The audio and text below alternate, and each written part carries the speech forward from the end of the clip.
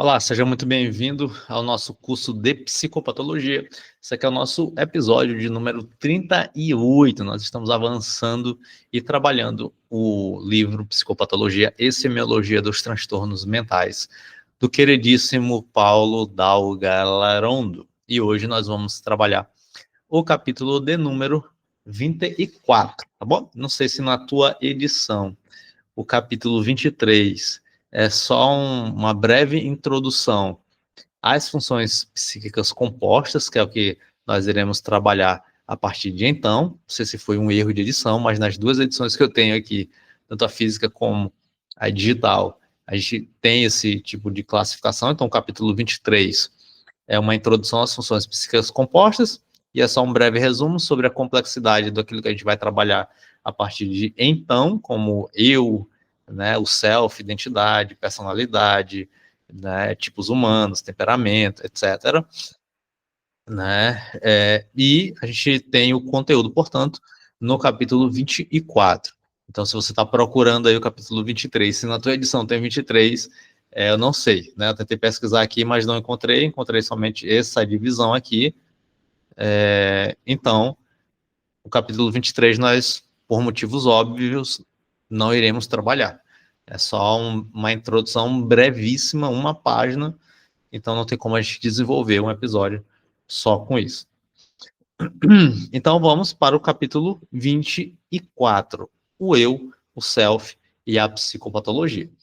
E aí, como você já sabe, né, no nosso curso aqui de psicopatologia, eu estou revisando, né, eu estou estudando, estou compartilhando, apesar de já ser psicólogo, né, formado, já trabalhar com psicologia clínica, resolvi revisar esse texto do Paulo Dalvo Galarrondo, por motivos de sim, né, fazer uma revisão, sempre é bom a gente estar estudando, e eu resolvi revisar e estou compartilhando as minhas revisões aqui com você.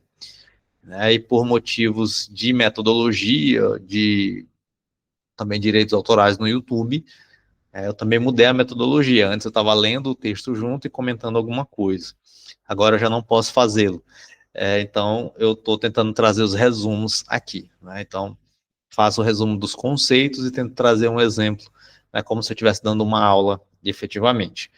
Esse não era o objetivo, porque existem outros canais que trabalham a partir dessa perspectiva, mas para não interromper o curso na metade, eu resolvi fazer até a gente encerrar os capítulos desta maneira. O que você vai receber também, além desses resumos e exemplos que eu vou trazer aqui para você, você receberá o resumo que eu estou utilizando na aula de hoje, no link aqui embaixo. Então, vou disponibilizar de maneira gratuita o resumo de todos os conceitos dos capítulos trabalhados. Então, já tenho feito isso aí há alguns episódios, né, e vou deixar aí disponibilizado de maneira gratuita na descrição. Então, se você quiser o resumo, né, você vai ter acesso de maneira gratuita, só triscar aí, vai ter um link para o Google Docs, um Drive, alguma coisa assim nesse sentido, e aí você vai receber o resumo daquilo que foi trabalhado no texto. Então, sem mais delongas, vou beber a minha água. Daqui a pouquinho eu vou beber meu cafezinho. E nós iremos, né? Estou lendo aqui a mensagem de uma paciente. E é isso, né? Eu vou contar aqui. Posso contar aqui. É o caso da paciente aqui. A gente estava em sessão, ela estava numa crise, né? Então tem uma crise aqui e tudo mais. E é uma crise dela, é uma crise lógica, né? Uma crise não de sentido no que diz respeito ao sentido da vida, mas é uma crise de sentido no que diz respeito à lógica, né? A lógica que ela atribui a alguns conceitos. Ela tem uma crise ali, porque ela foi criando um conceito errado. Aqui especificamente, ela foi criando um conceito errado de Deus, né? Então ela tem um conceito errado de Deus e tudo mais, e eu indiquei um livro para ela. Falei, tem esse livro bem aqui, né, que vai trabalhar essas tuas dúvidas, essas tuas questões. Né? Leia, né, talvez possa te ajudar. Aí ela mandou aqui, então eu li 34 páginas do livro e quero conversar, bora agendar uma sessão agora. E é muito bom. E é muito bom, porque às vezes o sofrimento do paciente, do cliente, ele vai ter a ver com um conceito errado que aquela pessoa tem de alguma coisa da realidade. Então a pessoa sofre por um conceito errado. Então é muito importante você ter repertório para entender determinados conceitos gerais. Eu sempre reforço isso. Então você, como psicólogo, como terapeuta, você deve ter em você esses conceitos mais gerais que trazem esse sofrimento à vida humana, percebe? Então você precisa ter isso dentro de ti. Se eu não tivesse dentro de mim uma percepção daquilo que ela está apresentando e que está gerando sofrimento para ela, eu não poderia abrir as possibilidades para ela. Né? Porque ela se relaciona, que é o que a gente avalia em psicoterapia, ela se relaciona de uma determinada maneira com Deus que gera sofrimento para ela. Então ela tem uma relação com Deus que gera sofrimento para ela. E eu fui ouvindo e fui entendendo como é que ela se relaciona com Deus. E aqui vale para quem é terapeuta, né? Você não deve induzir a pessoa, religiosamente falando, mas se ela apresenta esse fenômeno religioso, você deve tentar entender como é que ela se relaciona com esse fenômeno religioso. Então, minimamente ali, você tem que entender os conceitos religiosos que fazem parte da nossa cultura, da cultura brasileira. Minimamente você precisa saber disso. Já parou para pensar nisso? Porque como é que tu vai entender que de repente existe uma crença disfuncional se tu não sabe qual seria uma crença funcional a partir daquela relação lógica, a partir daquele conceito, a partir de uma determinada realidade? Então fica mais difícil de trabalhar quando a gente não sabe o referencial correto na realidade.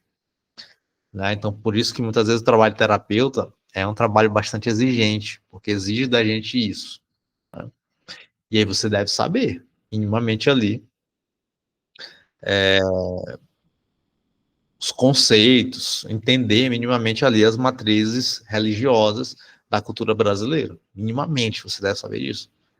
Então, uma tradição católica, uma tradição protestante, evangélica, pentecostal, uma tradição de matriz africana, no Brasil também uma matriz kardecista, né? Cristã kardecista.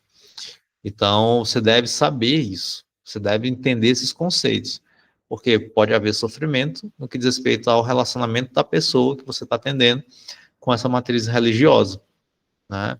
Então, você deve minimamente compreender isso. E aí eu entreguei um livro, né, indiquei um livro para ela, você leia este livro aqui, né, que talvez esse livro possa resolver algumas questões.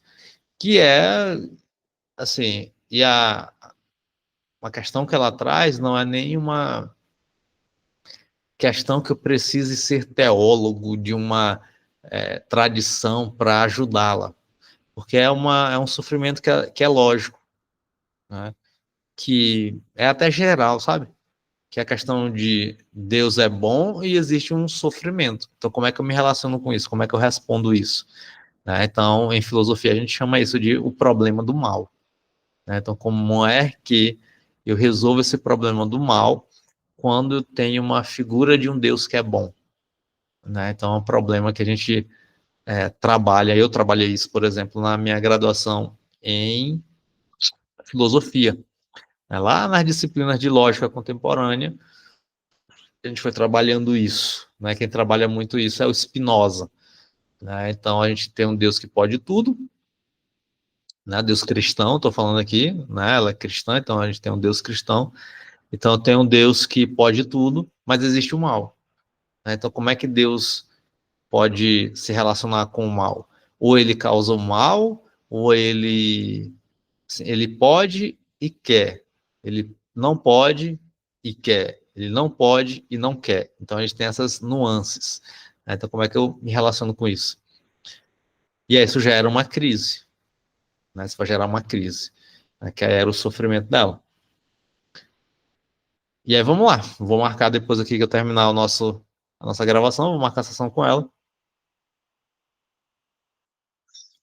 E a gente vai avaliar, portanto, aí, trazer aí crenças alternativas para esse problema aí que ela está lidando, né?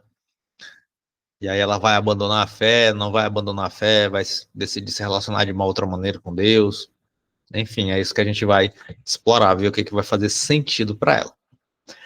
Bom, sem mais delongas e anedotas da vida, eu vou compartilhar minha tela com você.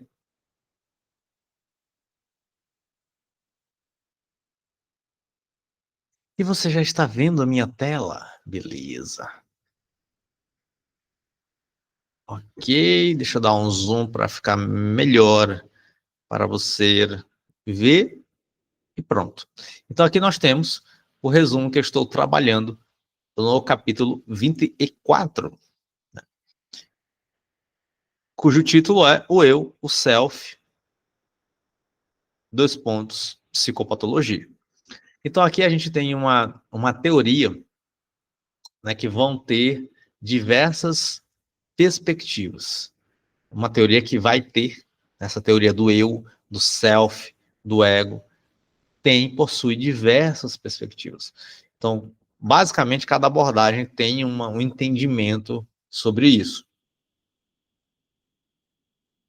Sobre como o eu é desenvolvido e tudo mais. Então, o nosso autor ele vai trabalhar algumas abordagens nesse sentido. E nós iremos falar aqui, né, disso e como isso se relaciona com a psicopatologia. Tá bom? A origem e desenvolvimento do eu, ou seja, ontogenia do eu. Né? Genia, gênese, criação, desenvolvimento, né? Origem do eu. Então nós temos o eu, ou, dito de outro modo, o ego, é a instância psíquica que representa a consciência de si mesmo. Então a gente está falando aqui basicamente de um elemento humano, ok? Então o homem é o único ser vivo que sabe que ele é. Né? Então, o homem é o único ser, até aonde nós temos conhecimento, é o único ser que consegue perceber a si mesmo, que tem a consciência de si, e consegue entender que ele mesmo é um homem, que ele tem essa percepção dele mesmo enquanto sujeito e objeto de si. Então, essa é uma dinâmica muito discutida em psicologia, mas também em filosofia, né, que é isso, o homem ele tem essa percepção de si. Então eu percebo que eu tenho uma consciência. Essa daí, se você for ler lá as meditações de Descartes, então o Descartes ele vai trabalhar a partir dessa perspectiva. Então deixa eu ver como é que eu percebo que eu existo. E aí Descartes ele vai chegar à conclusão do cogito ergo sum, né? Penso, logo existo. Então eu tenho uma percepção, eu tenho uma consciência de mim. E o ser humano é o único ser, né? Logicamente, se você não é religioso, né, acredita em outras entidades, etc., né, o ser humano é o único ser que percebe. Que percebe. Então eu percebo que percebo. Eu percebo que percebo as minhas emoções. Eu percebo que existo. Então o eu, o ego, vai ser esse nome em que nós iremos dar para este fenômeno. E aí, o Dal Galarrona vai dizer que este eu não nasce pronto. Né? É só você observar uma criança, né? Uma criança, ela não consegue observar a si mesma, nem perceber a si mesma, nem nomear um eu. Só você observar isso. Ó, mas se desenvolve progressivamente ao longo do primeiro ano de vida da criança. Inicialmente, o bebê não se diferencia do mundo. Isso daqui é importante. Se você tem interesse mais, né, em aprofundar esse tema, eu digo que você leia o clássico da psicologia do desenvolvimento, que é Papalia, né? Papalia e Papalia. Então, leia lá, Psicologia do Desenvolvimento. É um calhamaço, né? O meu estou por aqui. É um calhamaço de Psicologia do Desenvolvimento, que é muito bom. Se você quer aprofundar, por exemplo, na psicodinâmica. Então, tem reflexões muito interessantes de Winnicott, de Melanie Klein, sobre isto, né? Sobre essa identificação da criança com a mãe, com o objeto, depois da separação, né? Então, tem movimentos muito interessantes sobre isso, né? Reflexões, que se você quiser aprofundar, aprofunde. Sabe uma coisa que eu percebo é que, às vezes, o psicólogo tem certos preconceitos, né? Então, se ele escolhe uma abordagem para trabalhar, ele vai tendo um preconceito com outras abordagens e ele acaba ignorando ali numa soberba epistêmica, né? Numa soberba de conhecimento, ele vai descartando ali as reflexões que outras abordagens podem agregar para o seu fazer da psicologia, né? Para a sua atuação profissional. Eu sei que muitas vezes é difícil a gente conseguir ler tudo, né, sobre os assuntos que a gente trabalha, é muito difícil, mas se você for um especialista em uma área, então não leia somente a tua abordagem, tá? Leia aquilo que as outras abordagens trazem, esclarecem, ou pelo menos se propõe a trazer enquanto esclarecimento. Faça isso. Isso vai te enriquecer enormemente, tá bom? Enormemente. Otton, eu trabalho com criança, eu trabalho com criança autista, eu trabalho com ABA, com psicologia infantil, mas eu sou focado em TCC e comportamental. Ok, não tem problema nenhum. Mas eu te aconselho, vai ler uma psicodinâmica. Leia, conheça. Tá, o que que os teóricos da psicodinâmica falam sobre a infância, primeira infância, segunda infância, ainda que você não concorde, percebe? Ainda que você não concorde. Não estou falando para você ler para concordar, eu estou falando para você ler para conhecer, porque isso, sem dúvida nenhuma, pode aumentar a tua escuta terapêutica. Aumentar a tua escuta terapêutica. Isso é, assim, fundamental. Né? Então, se você tem uma especialidade, se você é focado na tua atuação profissional em uma especialidade, foque nisso. Por que não? Porque você ficar preso a uma perspectiva, porque você não escutar uma perspectiva diferente. Sabe, deixa eu ouvir aqui com atenção o que a psicodinâmica fala de primeira infância. Deixa eu ouvir aqui com atenção o que uma fenomenologia fala sobre primeira infância. Cara, isso é curiosidade. Você não tem essa curiosidade? Eu tenho. Eu tenho curiosidade. O meu objeto específico é a ansiedade. Então, eu tenho a curiosidade acerca da TCC, sobre ansiedade, a utilizo. A abordagem, a perspectiva existencial sobre ansiedade, eu a utilizo. Sobre Heidegger, né, falando de uma fenomenologia hermenêutica, sobre ansiedade, eu vou lá. Uma psicodinâmica. Cara, é isso, deixa eu ouvir o que esses caras têm a falar. Porque eles são mais inteligentes do que eu, né? Deixa eu ouvi-los. Então faça isso. Inicialmente, vamos aqui continuar, o bebê não se diferencia do mundo. É através do contato com a realidade e da interação com os cuidadores que ele começa a formar os limites entre o que é interno e o que é externo. Para a psicanálise freudiana, o eu surge como uma diferenciação do aparelho psíquico para mediar os impulsos do id, as exigências do superego e as demandas da realidade.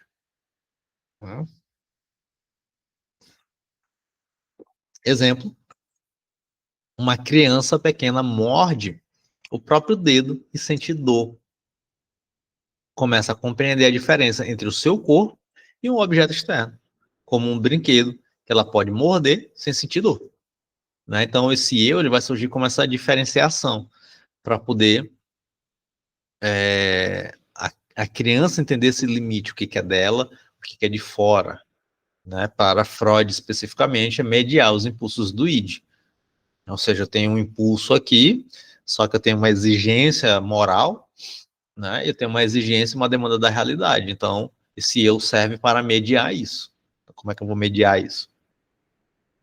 Que é o ego, né? O famoso ego. Então, a gente tem o id, né, que tem esses impulsos, os instintos. A gente tem o superego, que está castrando, né, que está tentando normatizar, e a gente tem o ego, que o superego tentando normatizar, e a gente tem o ego mediando tudo isso. Nós temos o self, segundo William James. O self é um conceito mais amplo que o eu, que o eu, representando a soma de tudo que uma pessoa pode chamar de seu. Olha só. William James divide em 3 componentes. Então aqui a gente já tem uma perspectiva mais ampla, né?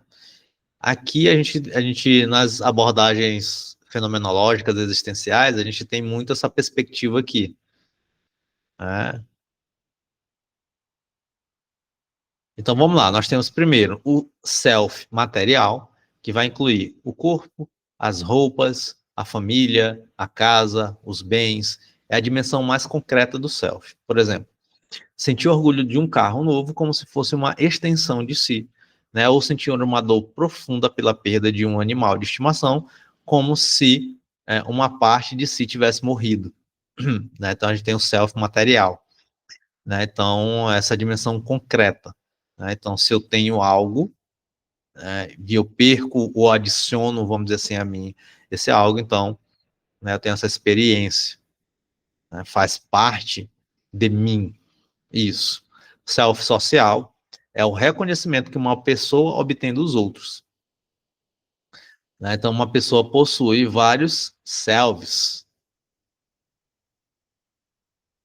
né? Que seria em inglês. E eu nem sei se é assim, selves. Deixa eu só corrigir aqui. Plural de self. Selves, tá certo. Vários múltiplos selves sociais, dependendo dos diferentes grupos com as quais interagem, né? Então, teoria de grupo, teoria social vai falar muito sobre isso, né? A máscara social. Então, eu posso me comportar como um chefe sério e autoritário no trabalho, mas como um pai brincalhão e carinhoso em casa, com filhos, e um amigo leal e descontraído com seus grupos de amigos.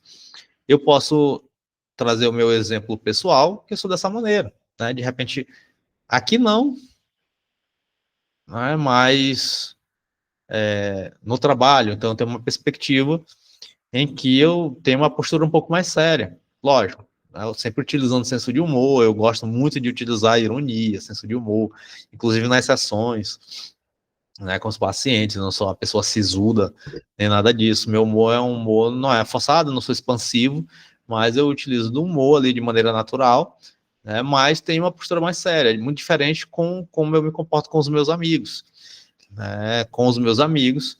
Eu sou o cara extremamente brincalhão, né, que eu utilizo do humor, né, da zoação o tempo todo, né? Eu não sou, às vezes a galera me olha, às vezes na rede social e tudo mais. Nem gosto de falar do Instagram aqui no YouTube, porque eu tenho deixado cada vez mais o Instagram, né? Mas às vezes o pessoal me olha no Instagram, né, responde, a galera tem uma perspectiva de que, sei lá, eu tenho um pouquinho de inteligência, então no meu grupo de amigos eu vou ser aquele cara que tá, é o palestrinha, sabe? Aquele cara chato que fica explicando tudo, e ai, é um saco esse tipo de pessoa, que quer estar o tempo todo ensinando, né, no tom professoral, não sei o quê, é o famoso palestrinha, né? E eu tenho o maior saco disso, não tenho paciência para isso. Então, com o meu grupo de amigos, eu não sou aquela pessoa que vou ficar explicando sobre a vida e problematizando tudo e não sei o que. Pelo contrário, eu falo banalidades, eu quero conversar, eu quero zoar, eu quero brincar. Né? Então, com um grupo de amigos, eu tenho esse old self, né? Esse, esse Otton, né? Que é mais brincalhão, que é mais descontraído. Né? Então, no trabalho eu tenho uma maneira, né? Eu não tenho filhos, ainda não sou pai, com a minha mulher, com a minha esposa, né? Eu também sou de maneira natural, eu não tenho essa perspectiva de ficar ensinando, de ficar explicando, não sei o que, não. Né? Eu também tenho muita zoação com ela, a gente brinca muito, né? tem uma interação muito boa como casal, né? Então, é bem bacana. Então, tá de boa, tá? Então, é isso, né? E você pode perceber que a tua experiência é essa. Quando você se olha, é uma análise fenomenológica que faz sentido, percebe? Ah, ó, a minha teoria, minha abordagem não trabalha com isso. Pô, mano. Percebe como é interessante a gente estudar e compreender outras abordagens? Se você for olhar a realidade, se você for ver o fenômeno, não é uma explicação, é uma explicação. Self anímico ou psíquico, ou self espiritual.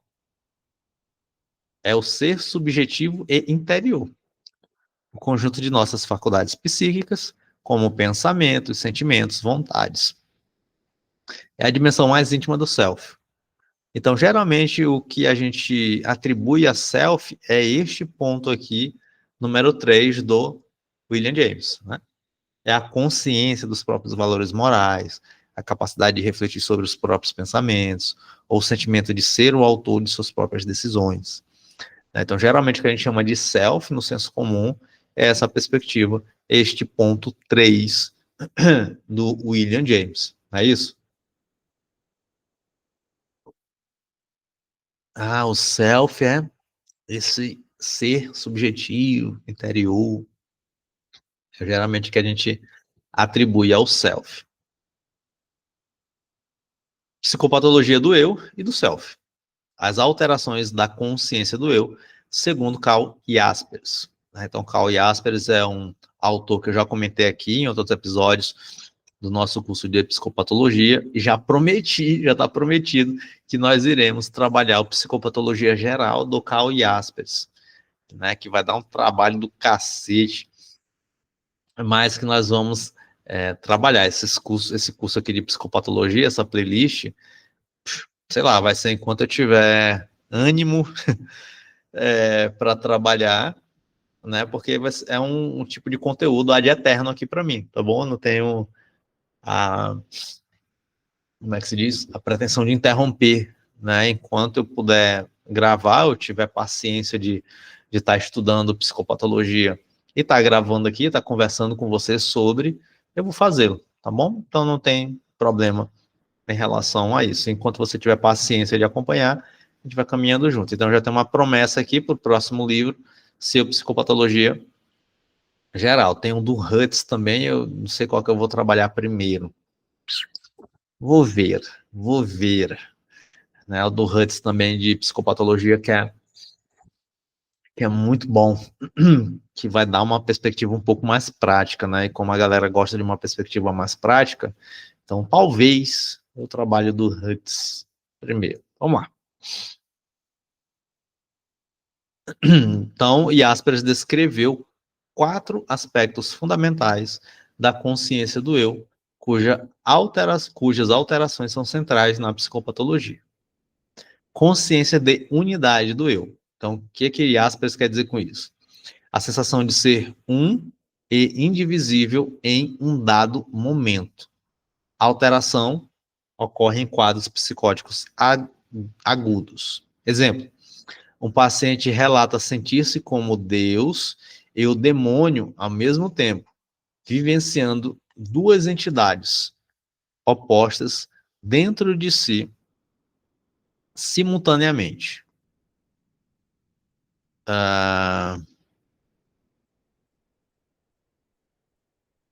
Certo?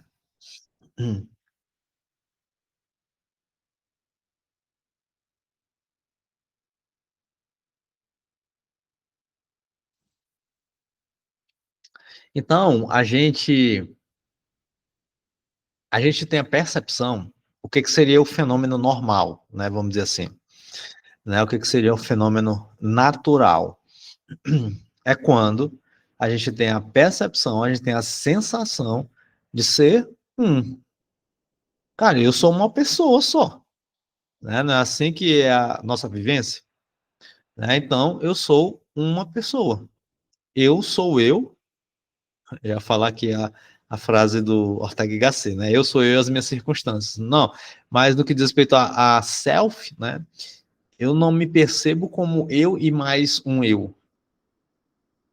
né? Eu não me percebo como Otton e João ao mesmo tempo. Não. Na minha normalidade, no meu funcionamento normal, eu me percebo como sendo eu e somente eu. Há uma unidade psíquica em mim, há uma unidade do meu self. Eu não me percebo dividido, né, nem como se eu fosse duas pessoas. Não é assim que você percebe assim? É dessa maneira, né? Tô aqui com o meu livrinho. Aqui, pronto. Estou aqui com o meu livro para poder tentar explicar melhor esses pontos aí para você, né? Então, essa é a qualidade da vivência do eu sentida como natural, espontânea. Então, esse é o fenômeno normal, vamos dizer assim. É assim que você deve se perceber também, acredito eu, né? Se não, aí a gente já tem uma alteração do eu. Tá? Então, nessa alteração da unidade do eu, né, não é que se trata de uma dissociação da personalidade, né? Ou de expressões metafóricas, né, como moram no meu peito duas almas. Não é isso, né? Como eu já atendi várias pessoas que relatam isso, né, relatam essa dissociação, né, ou uma expressão simplesmente metafórica, né? Dentro de mim habita uma pessoa má. Eu não quero acessar essa pessoa má dentro de mim. Né? Então, tem gente que provoca o meu lado mal, tem gente que provoca essa pessoa má, né? Que é uma expressão de como se fosse um duplo. Isso é muito retratado em literatura. Né? Esse duplo. Talvez o livrinho mais clássico que você consiga ler sobre isso seja O Médico e o Monstro, né? Que é o retrato desse duplo da personalidade. Jung fala muito sobre isso, sobre esse duplo da personalidade. É importante você ter essas percepções, né? Ah,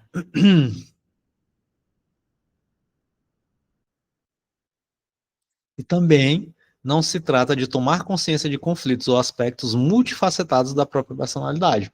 O que está em jogo aqui, nessa chamada alteração da unidade do eu, é algo mais radical e decisivo.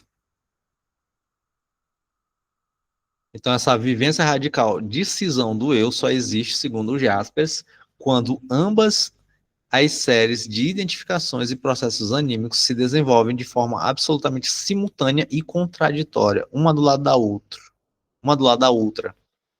Nessa alteração constituem-se conjuntos de percepções e sentimentos que se opõem radicalmente como estranhos. O indivíduo sente-se profundamente dividido, sente-se anjo e demônio ao mesmo tempo, ou homem e mulher simultaneamente. Então, tais vivências ocorrem sobretudo em psicoses agudas, perdão. Então, é uma vivência radical ao mesmo tempo. Então, percebe que a tua vivência normal eu tenho uma unidade do eu, mas de repente alguma coisa pode acontecer e pode acessar um lado mal. Mas quando você acessa esse lado mal, um outro Otton, você está inserido nesse outro Otton. Você está inserido nesse outro, né? Eu tenho essa vivência, né, como se eu fosse uma outra pessoa, como se eu fosse um Otton mal. Não está tudo junto e misturado. Percebe? Existe uma separação. E é isso que você vai encontrar lá no Médico e o Monstro. Quando você lê esse texto, esse conto, não sei se você já leu, né, mas quando você lê, você tem essa vivência.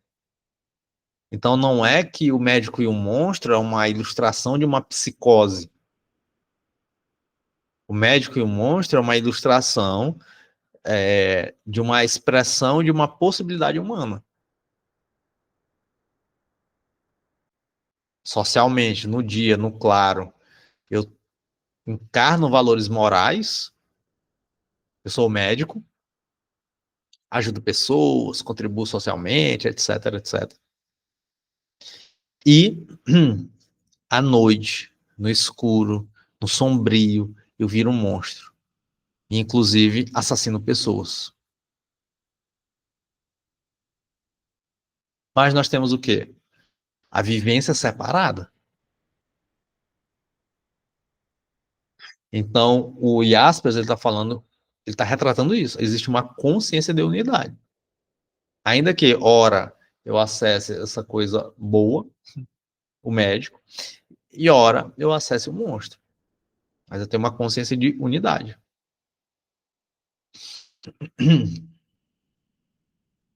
A briga lá no conto do Stevenson é isso. Como é que eu concilio esse negócio? Cada vez que eu alimento mais o monstro, o médico fica cada vez mais de lado.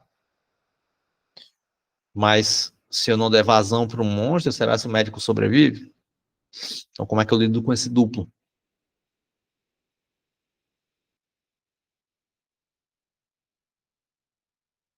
Por isso a literatura é legal. Por isso você deve ler literatura. Leia literatura.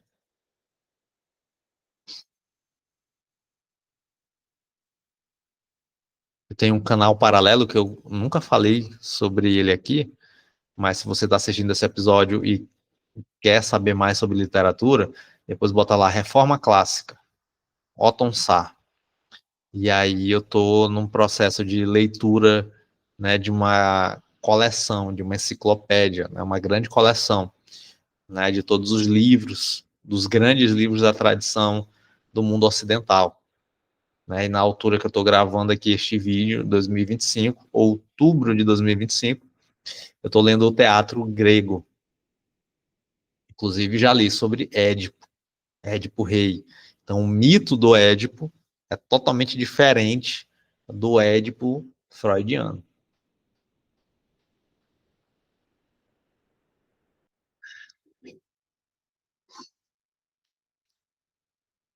Hoje eu estou pouco objetivo em relação ao texto. Estou ampliando aqui a nossa conversa, né? Mas, enfim, né, eu acho importante pontuar isso. Então, quando a gente tem a alteração da consciência do eu, é uma vivência das duas coisas ao mesmo tempo. E nós temos isso ah, em quadros psicóticos agudos. Então, vamos continuar, porque senão eu vou demorar muito aqui nesse episódio. 2. Consciência de identidade do eu no tempo. Então, a percepção de ser a mesma pessoa ao longo da vida, apesar das mudanças. Isso daqui é muito interessante.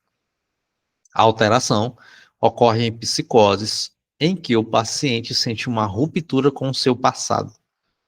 Exemplo, um paciente que se refere ao seu eu de antes da doença, na terceira pessoa, dizendo: aquele João que existia antes não sou eu. Ele era outra pessoa. Mas olha só, vamos ver aqui o texto, porque isso daqui também é isso daqui é maravilhoso.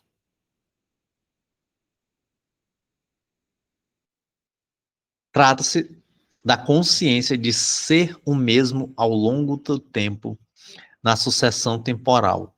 Mudam aspectos da personalidade, mas o eu nuclear é normalmente vivenciado como o mesmo ao longo do tempo. Isso daqui é um conceito que é magnífico, que é magnífico. Por quê?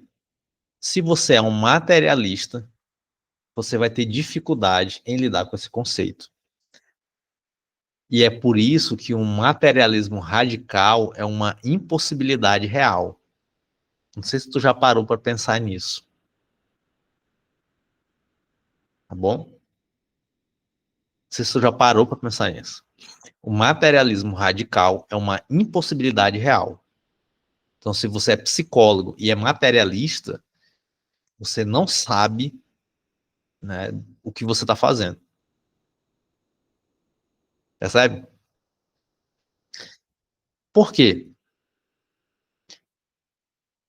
Porque em que lugar, materialmente falando, há essa consciência de ser o mesmo ao longo do tempo?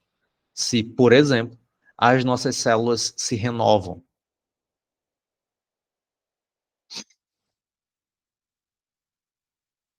Uma célula da minha epiderme, bem aqui, não é a mesma de quando eu tinha 14 anos. Então, onde é que fica essa informação de que eu sou o mesmo ao longo do tempo?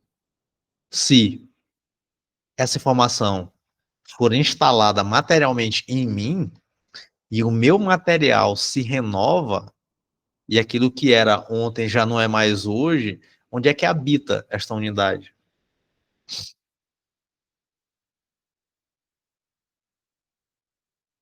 Uma coisa a se pensar. Então, quando a gente fala de consciência do eu, a gente tem essa percepção de que existe uma identidade do eu no tempo. Então, eu percebo que eu sou eu, apesar de aspectos diferentes da minha personalidade, mas eu continuo sendo o Otton, com 36 anos hoje,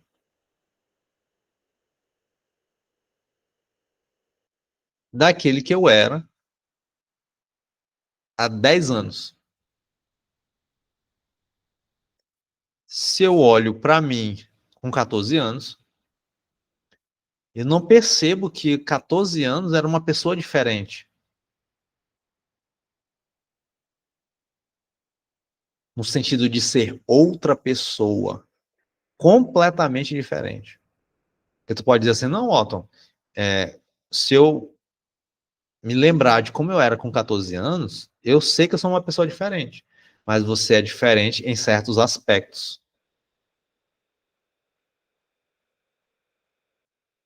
né? Eu sou completamente diferente quando eu tinha 14 anos, mas eu não sou outra pessoa no sentido de ser uma pessoa distinta, completamente separada. Eu tenho um núcleo central. E aqui vem mais um outro conceito complicado de se alinhar com esse tipo de entendimento, que é o conceito de essência. O homem, ele tem uma essência ou ele não tem uma essência? O homem, ele tem uma natureza ou não tem uma natureza? Então, se você é alinhado mais a ideias progressistas marxistas, então você vai, talvez você tenha consciência disso, né? Mas o marxista o progressista entende que não há natureza humana. Então não há núcleo, não há essência. E esse é um dos problemas dos existencialistas, né? A existência vai preceder a essência. Então não há um núcleo central, não há uma essência que vá delimitar as minhas possibilidades e potencialidades, né? Então como é que a gente responde a isso? Percebe? Então são vários conceitos interessantes de a gente conversar, né? Que implicam diretamente na nossa atuação profissional. E que podem gerar incongruências na nossa atuação e muitas vezes a gente nem percebe isso. Passa batido, né? Pô, vou escolhendo ali uma teoria e aí esses furos teóricos passam batido. Então são coisas para você pensar. Mas você consegue perceber a partir da tua experiência isso que o Jaspers retrata aqui? Se sim, maravilha. É isso que ele está dizendo. Né? Então você não se percebe como se fosse uma pessoa diferente. Você se percebe se transformando, mudando em determinados aspectos. Mas você se percebe a mesma pessoa. É isso. A alteração dessa unidade seria literalmente como se o Otton de 14 anos fosse completamente diferente no sentido de ser outra pessoa. Aquele lá não existe mais. Em nenhum aspecto eu me identifico. Eu percebo que eu sou aquele lá. Não, teve uma ruptura. A partir daqui, é completamente diferente. Mas aqui não em aspectos secundários. Não em acidentes da minha personalidade. Mas como se efetivamente fosse outra pessoa. Então, essa descontinuidade temporal, no que diz respeito à identificação do eu, do self, é uma alteração psicopatológica do próprio self. Olha só que interessante.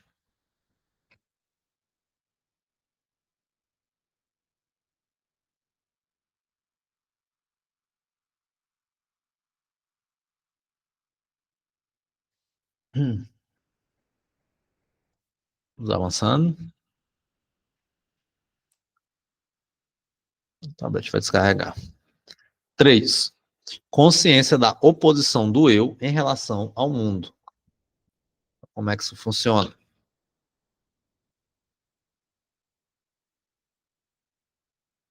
A clara distinção entre o eu e o mundo externo.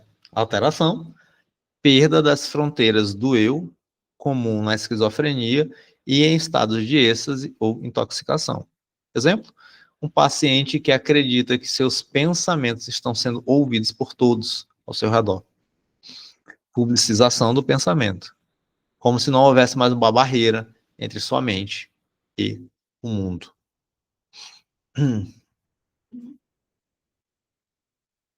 Então, a consciência do eu, a consciência de evidente separação entre o eu subjetivo e o espaço e mundo externo é algo espontâneo, que no estado mental sadio nem é questionado. É simplesmente aceito como algo natural. Então é algo automático, né? Eu não faço essa separação. Então, não, peraí, será se eu, o interno, está separado do mundo? A gente nem pensa nisso, a gente só vivencia isso naturalmente. Né? Então é uma vivência natural, espontânea, automática. Então, é isso que você percebe. É essa que é a tua vivência. Né? Então, tu está aqui vivendo, tu tem clara noção de que está separado. Eu tenho clara noção de que eu estou separado dessa taça.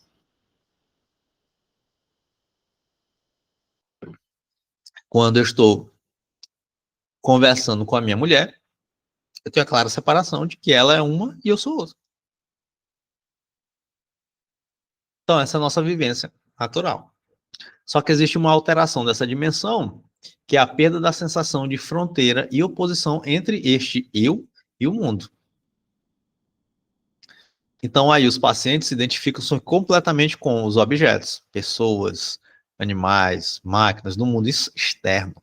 O indivíduo sente que seu eu se expande para o mundo exterior e dele não mais se diferencia.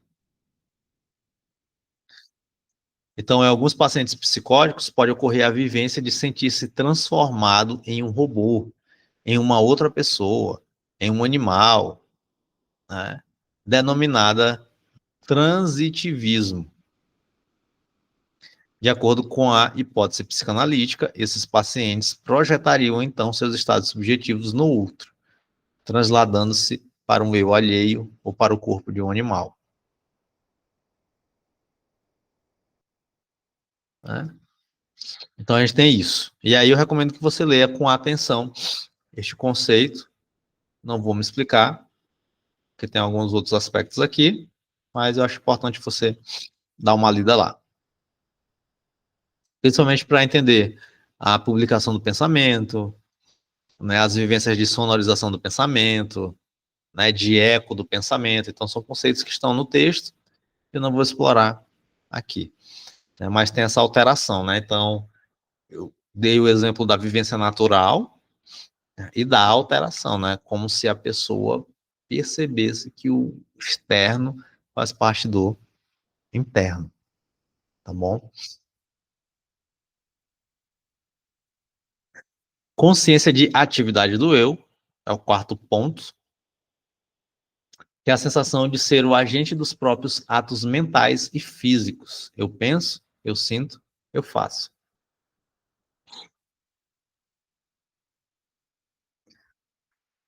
Há em todas as atividades psíquicas, sejam elas percepções, sensações corporais, lembranças, sejam elas representações, pensamentos, sentimentos, um tom especial de meu, daquilo que é pessoal, daquilo que é feito e vivenciado por mim mesmo.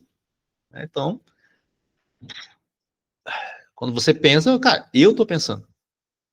Quando você sente, eu estou sentindo. Quando você lembra, você tem essa percepção de que eu estou lembrando. Né? Então, essa é a nossa vivência normal. Então, eu sinto, eu penso, eu estou fazendo, né? Então, estou me comportando, eu estou explicando, estou compartilhando, estou gravando. Eu.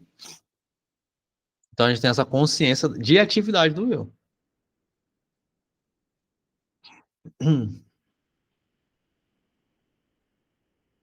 E Asperger chama esse fenômeno de personalização.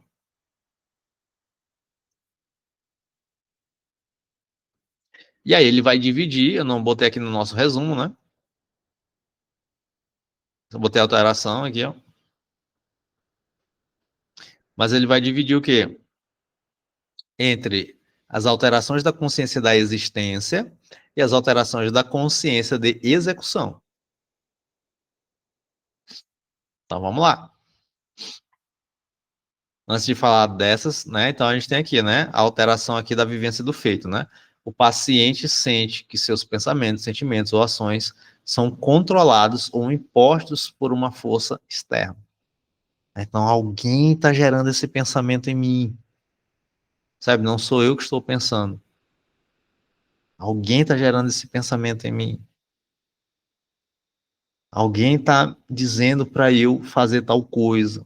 Ou a minha ação efetivamente foi controlada por uma voz, por algo fora, que não eu. Então a gente tem esse tipo de alteração da atividade do eu. E aí vamos lá. Então a gente tem a consciência da existência e a consciência da execução.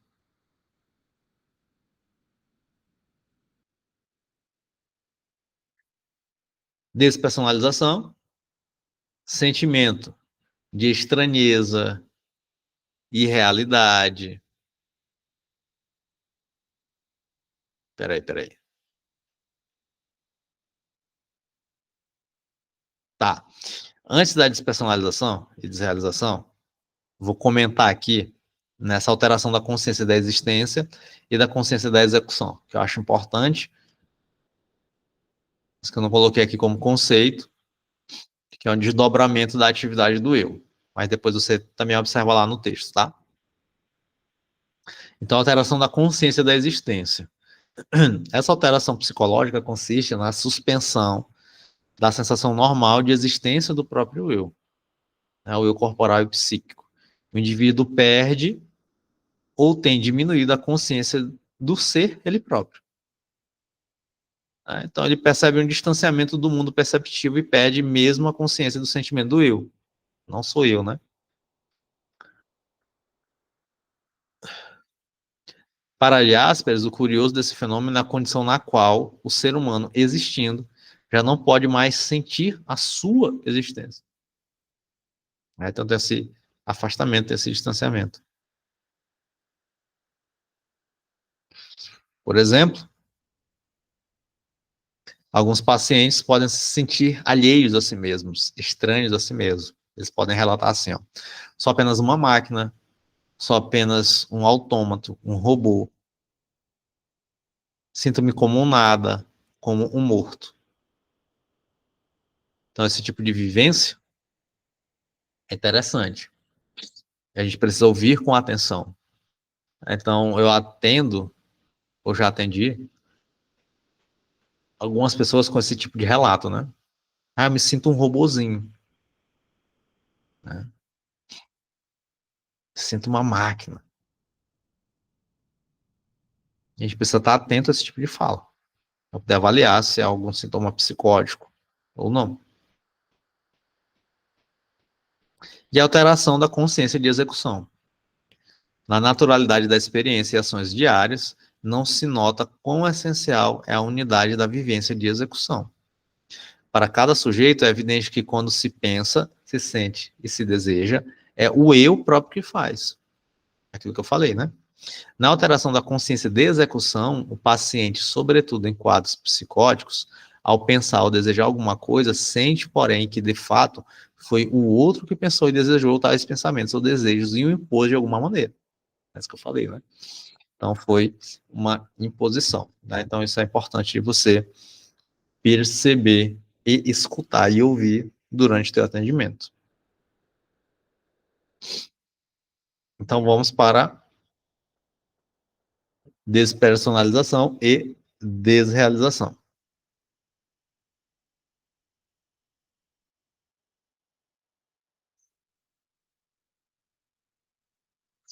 Então, olha só.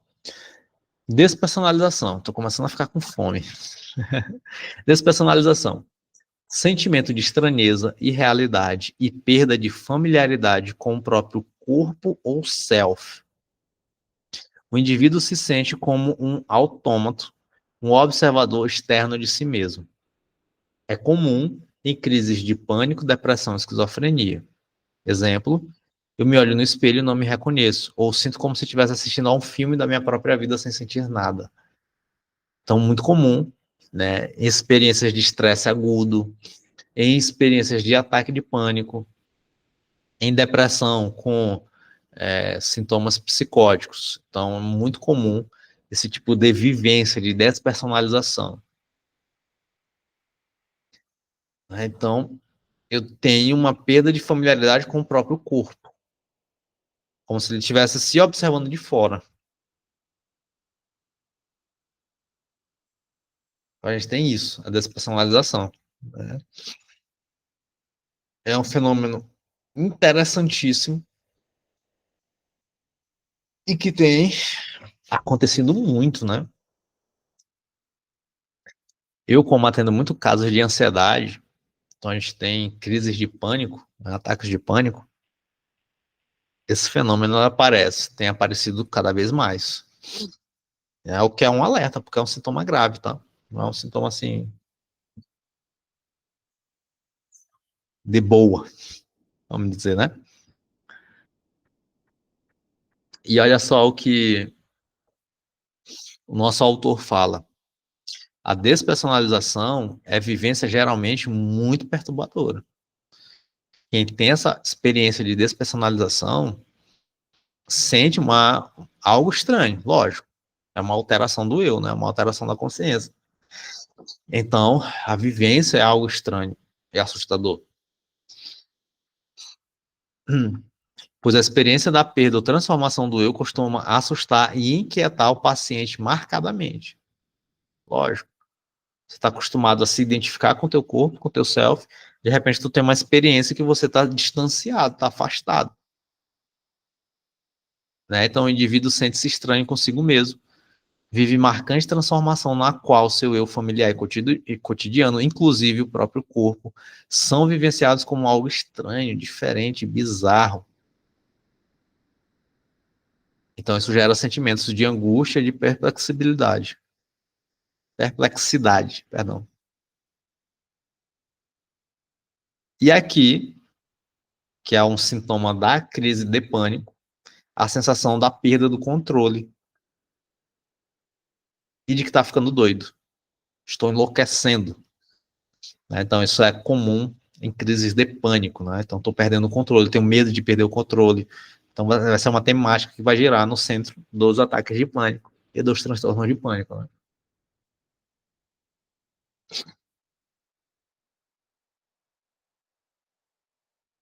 Na despersonalização, a perda total ou parcial da relação empática básica da familiaridade inequívoca do eu consigo mesmo. Então, a gente tem essa familiaridade inequívoca do eu consigo mesmo. Tem essa identificação automática. É isso que ele quer dizer. Né?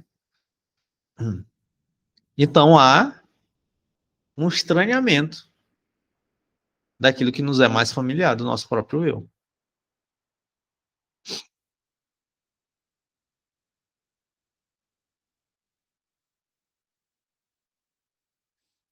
Entende?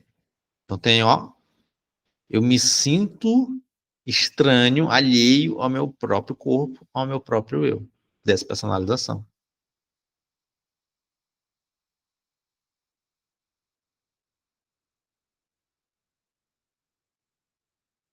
É um fenômeno,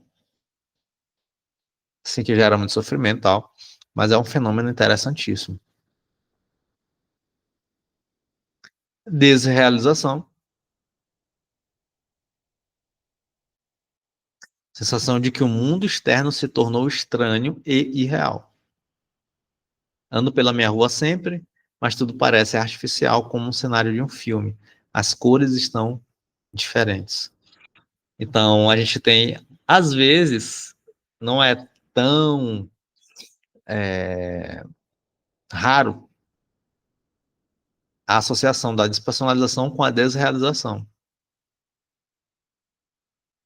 Então, se na despersonalização tem uma estranheza que diz respeito à familiaridade com o self, na desrealização, há uma estranheza, né, há uma perda da relação de familiaridade com o mundo comum, com esse mundo familiar.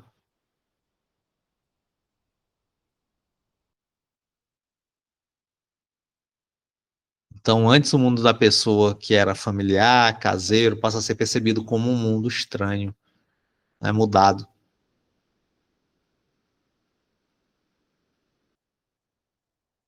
A gente tem, por exemplo, sons percebidos de maneira diferente.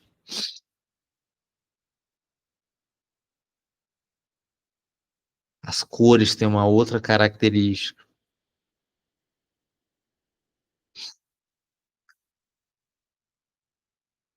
E aí, tanto a despersonalização como a desrealização são vivenciadas com muita angústia. Segundo Nobre de Mello, né, psiquiatra que eu já relatei aqui, que eu já citei aqui, Nobre de Mello. Nobre de Mello ele tem uma descrição muito boa sobre isso. O despersonalizado vivencia, então, algo como a pessoa que perdeu a segurança em uma relação familiar com o mundo, condenada assim ao frio de uma terra estranha, de um país desconhecido. Né? Então tem esse estranhamento, né? Cara, aquilo que me era familiar não é familiar. Não sei se você já teve essa experiência de viajar para uma outra cidade, um outro país e se perder. Tá todo mundo completamente estranho aqui, bicho. Onde é que eu tô? Para onde é que eu vou?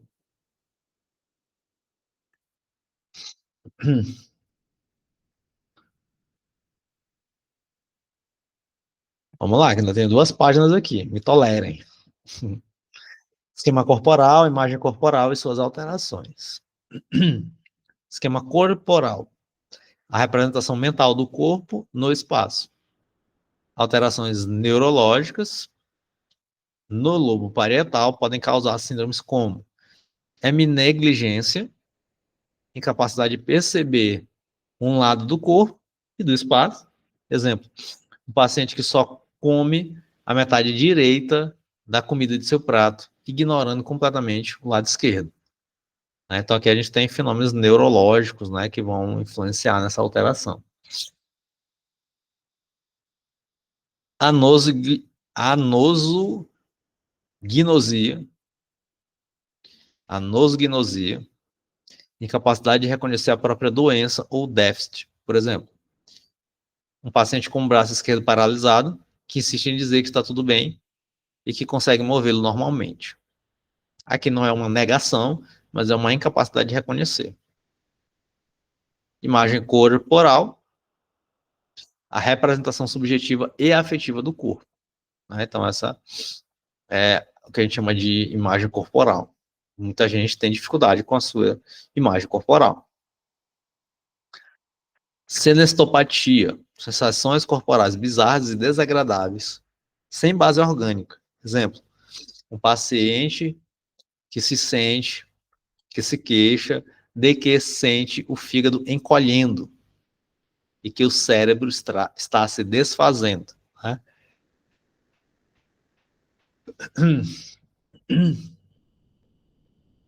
Alterações em transtornos mentais. Esquizofrenia, síndrome de Cotard, delírio de negação de órgãos, exemplo. Paciente que afirma categoricamente: não tenho mais coração, meu corpo já apodreceu por dentro. Mania, o corpo é vivenciado como extremamente forte e incansável, exemplo. Um paciente que não dorme por dias e se envolve em atividades físicas extenuantes sem sentir cansaço. Isso é mais comum na clínica diária, né? Se tu não for trabalhar com pacientes psicóticos, né? Então, você deve observar aquele paciente que dorme pouco, né? Que precisa descansar pouco, de repente tem foco em algumas coisas, né? Então, a gente pode ter ali sintomas de uma hipomania, que pode indicar algum transtorno bipolar. Né? Então, é importante você escutar isso.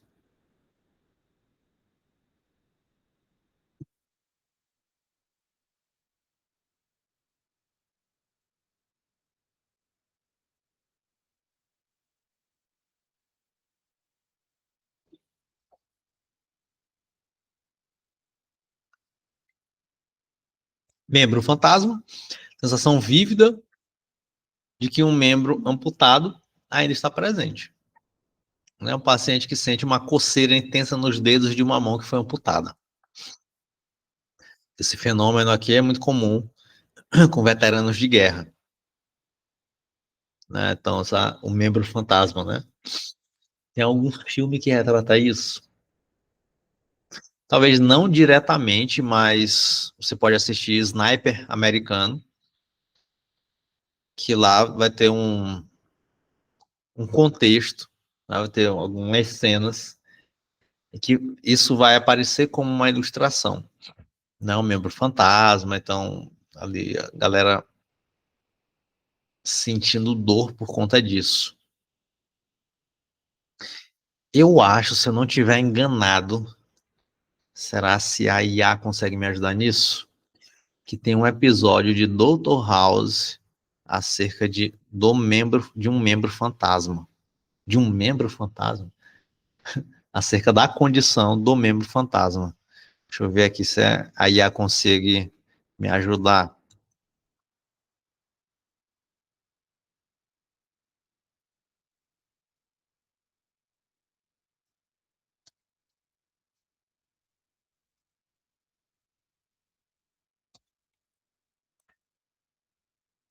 Se ela responder aqui é loucura, mas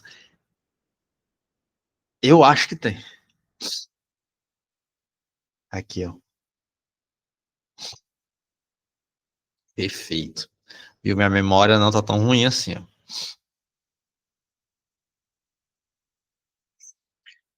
Então você pode pegar aí, acho que tem na Netflix e eu sei que na Prime tem, que eu tava assistindo da última vez na Prime. Dr. House eu já assisti muitas vezes. Eu tava assistindo pela quarta vez a temporada completa, assim, a série completa, né? Eu parei, eu acho que na sétima temporada. Acho que é a quarta vez, que loucura, né? É uma das minhas séries favoritas. O episódio é temporada 3, episódio 12. One Day, One Room. Né? Um dia, um quarto. Então, nesse episódio, embora o foco principal seja a interação entre Dr. House e uma paciente vítima de estupro, há uma subtrama com um paciente amputado que sofre com dor no membro fantasma. Né? Então, House utiliza o caso para discutir o tema da dor, que não é física no sentido clássico, né? Ou seja, uma dor que existe sem causa corporal. Né? Então, a gente tem aqui a percepção da dor como um fenômeno neurológico, psicológico, a persistência da memória corporal e a dificuldade de separar corpo e mente na experiência da dor humana. Além disso, em outros episódios, House faz referências às breves síndromes, principalmente quando discute dores psicossomáticas, entre aspas, né? Quando quer ilustrar a ideia de que a mente engana o corpo. É isso, então depois você pode acessar lá o episódio 12 da temporada 3. Vai lá e assista, que tem isso ilustrado direitinho. E aí é provável que tenha algum tipo de documentário, tá? Acredito que tenha documentários, YouTube. Depois você pode pesquisar, caso você queira aprofundar na temática.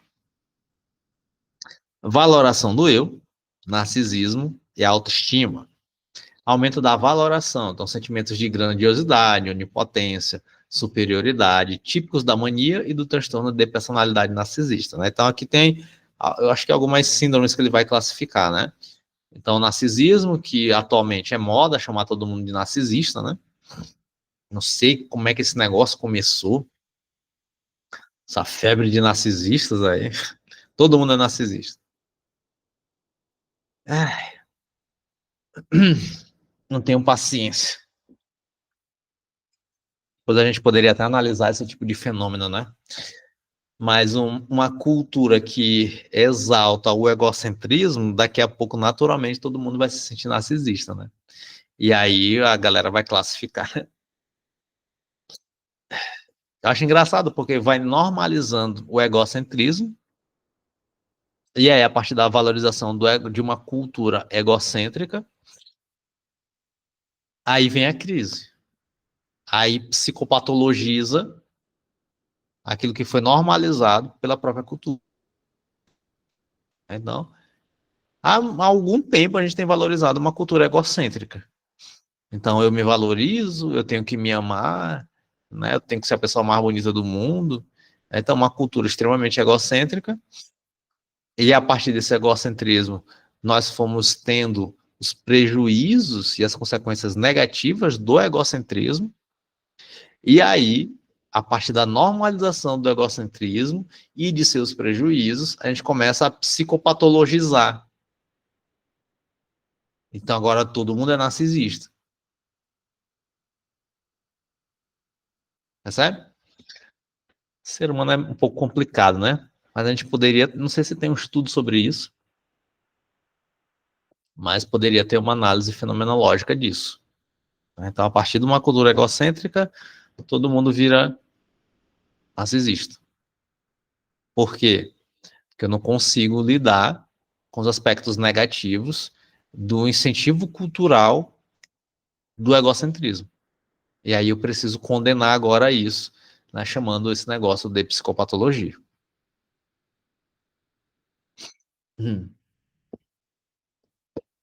Só que são coisas diferentes. Nós, como clínicos, a gente precisa diferenciar. Sentimentos de grandiosidade, onipotência, superioridade, típicos da mania do transtorno de personalidade narcisista. Exemplo, um paciente em fase maníaca que acredita ser a pessoa mais inteligente do mundo, com um plano infalível para resolver a economia global.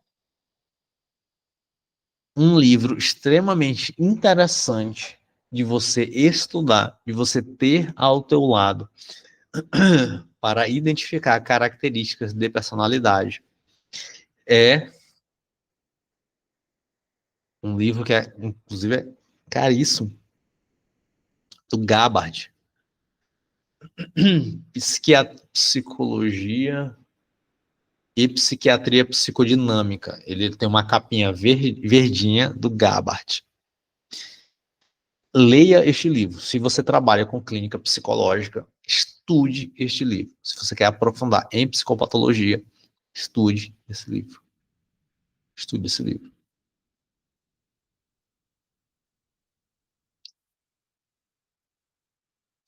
Muito interessante. Inclusive, ele pode ser até um livro que a gente pode trabalhar aqui no curso de psicopatologia, tá? Só que ele tem, lógico, uma perspectiva psicodinâmica. Diminuição da valoração, sentimentos de menos-valia, inutilidade, autodepreciação centrais na depressão. Então, o paciente deprimido, que se sente um fracasso completo, um peso para a família, acreditando que não merece viver. Né? Então, nós temos isso. O aumento da valoração ou a diminuição da valoração. Percebe? Então, é importante. Aumento, mania, diminuição, depressão. Identidade e seus transtornos. Crise de identidade. Período de intensa confusão e insegurança sobre quem se é, qual o seu papel no mundo, muito comum na adolescência. Então, um jovem que muda radicalmente o estilo de vida, questiona sua carreira, seus relacionamentos, seus valores, sentindo-se perdido. Né? Então, a gente tem isso. Essas crises, elas podem durar mais ou menos, depende. Com adolescente é muito comum, e eu passei por uma crise de identidade na adolescência. Né? Então, qual é o meu papel no mundo? Não sei para onde é que eu vou, tentando achar alguma coisa ali, algo que desse sentido e significado para mim. Estou chegando à meia-idade, será que eu vou passar por uma crise de identidade na meia-idade? Não sei. A gente tem a crise da meia-idade, mas não necessariamente uma crise de identidade na meia-idade.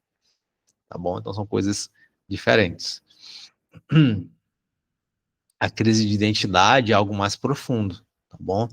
É uma confusão mais intensa sobre quem é.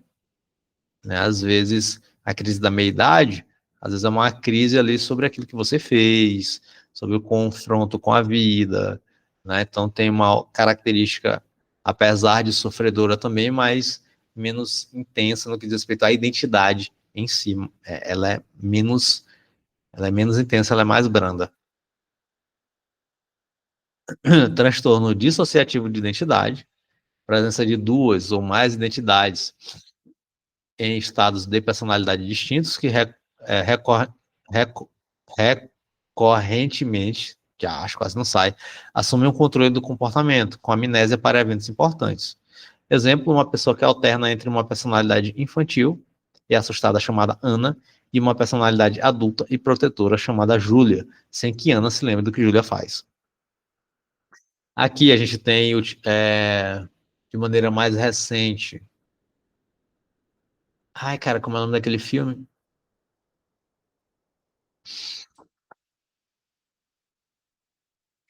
Tem 23 personalidades que ilustra o dissociativo. Filme. Você já lembrou aí, né?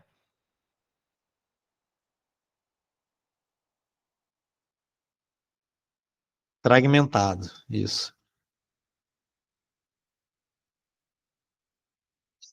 Mas tem um filme também muito. Cara, não.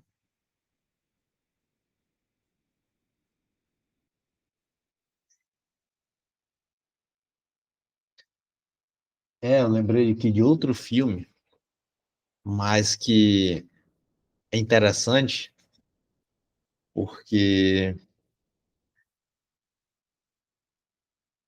As Duas Faces de um Crime.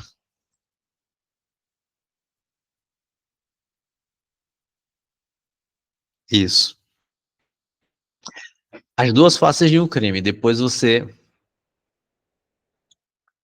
é,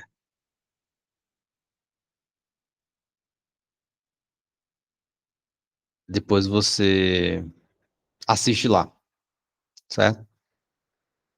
Que aí também vai trazer essa discussão, né?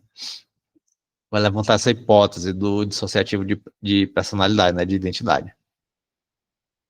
Transe e possessão, alteração temporária da consciência, onde a identidade pessoal é substituída por uma identidade externa, quando sancionado culturalmente, por exemplo, rituais religiosos, não é considerado patológico. Né? Então, a gente tem um exemplo. Em um centro de Umbanda, uma pessoa que acredita estar possuída por uma identidade espiritual, falando e agindo de maneira diferente da sua habitual. Né? Então, tem uma possessão aqui, sei lá, uma entidade, Zé Pilintra, né, possuiu, ou apareceu aqui, né, e aí tem isso. E aí a gente tem essa ressalva, né, de que quando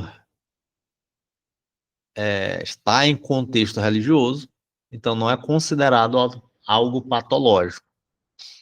Né? Então a gente tem isso. Então, se é sancionado socialmente, Então, a gente não tem uma patologia.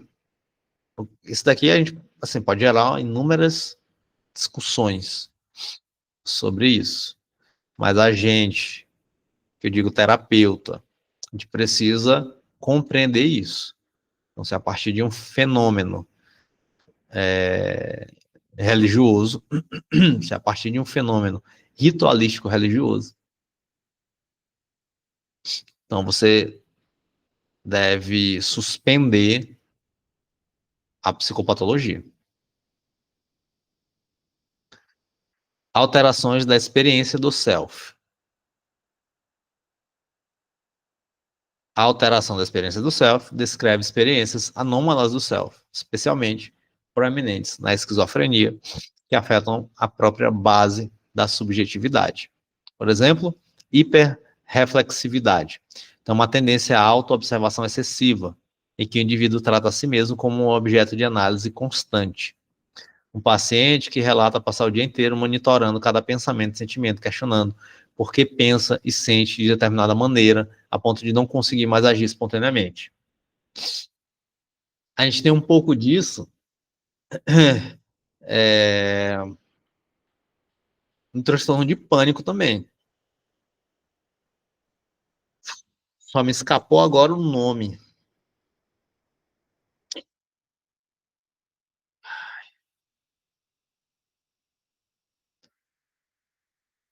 Deixa eu ver aqui se a IA me ajuda.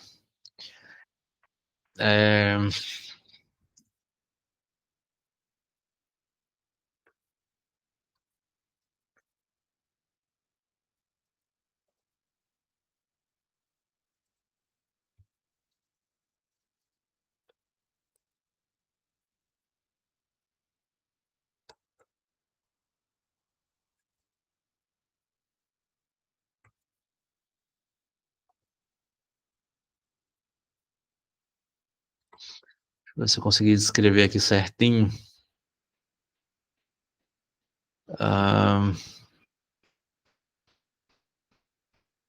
Isso. Hipervigilância interoceptiva. Era esse nome aqui. Que é essa hiperatenção ao corpo, né?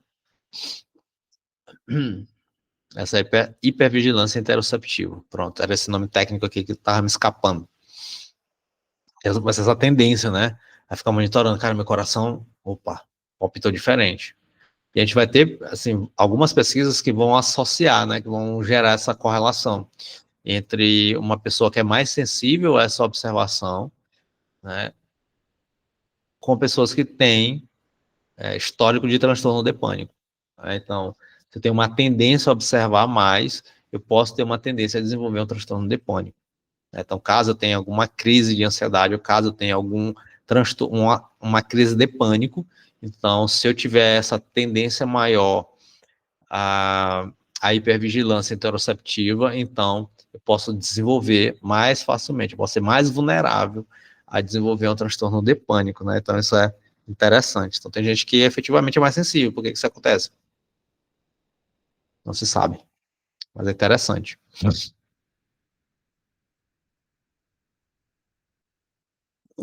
Distúrbios da experiência corporal inclui a sensação de que o corpo é estranho, que partes dele mudaram de forma, alterações morfológicas, ou a sensação de estar separado do corpo, né?